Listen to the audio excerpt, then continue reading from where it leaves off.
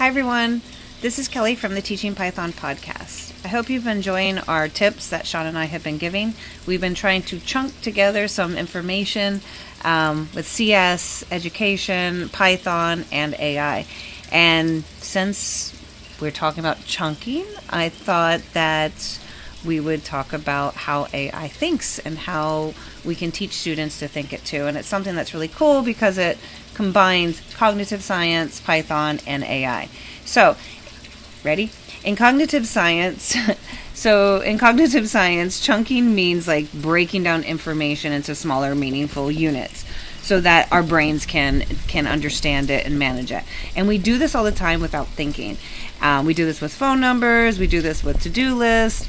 Teachers do it great when we chunk together information into bite-sized goals in our lessons.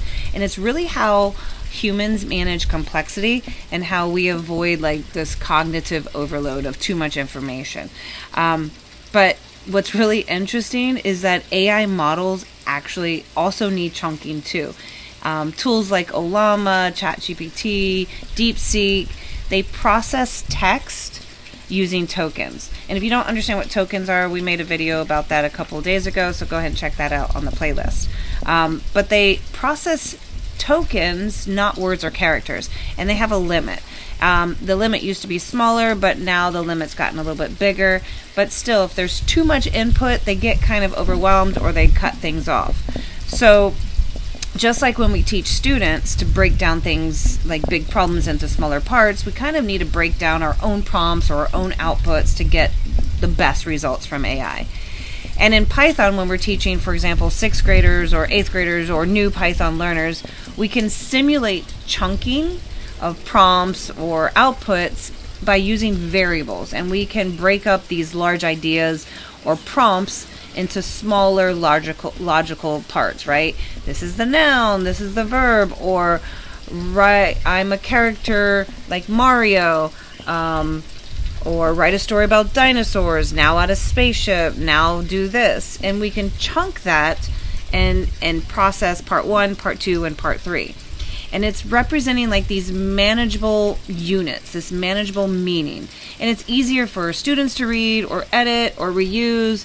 And they can also do printing with string formatting. So it's a way of chunking the code with the younger users in order to see these steps, these parts.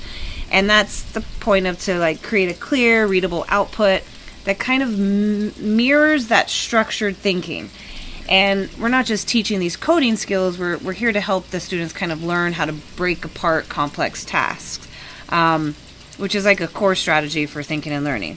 And so here's where it ties into AI models, which I think is really cool. So when you use AI models like Ollama, and you're playing with your own model on the computer or writing code in Python as a developer, there's often a set or a setting called stream or chunking equals false. And that parameter controls whether the AI sends its response back in these small chunks like a live stream or waits until it has the full response. So think about that.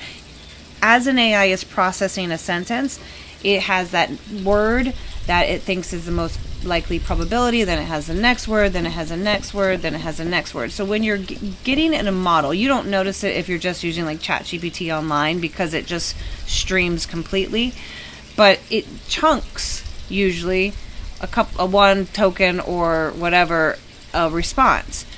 And so when you're coding as a developer, you're working with Ollama, you can set the chunking as false and tell the model, hey, don't send one word at a time. Wait until everything's ready, then give me the whole thing. Or you can chunk it as true, and you can see how it's thinking with that probability. When you allow chunking, either through the stream or not, or whether you're breaking your input into parts, you get like this more flexibility, more control. You can process those partial responses, you can look at it step by step, and you can manage these complex tasks. So this is really a key connection for students, and it's really cool when you're trying to show them how to bring a model in to your own environment.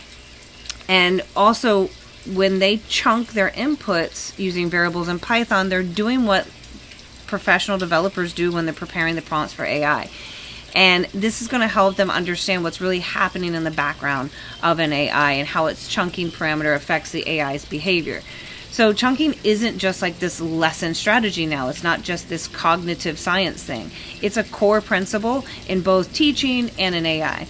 And whether we're formatting output for clarity or structuring inputs or chunking our lessons, it gives us the power over this like complexity or this complex topic. So if you're teaching Python or trying to find ways to make connections with Python and chunking and learning and AI, this is a very foundational topic. And when students see that structure matters and not just what they say, like bleh, but how they say it, they're going to start writing better code, better prompts, and thinking more clearly. So if this helped and you like this tip, go ahead and subscribe to the YouTube channel. Give us a shout out. Tell us your thoughts and tell me what you think about chunking. So for Teaching Python, this is Kelly signing off.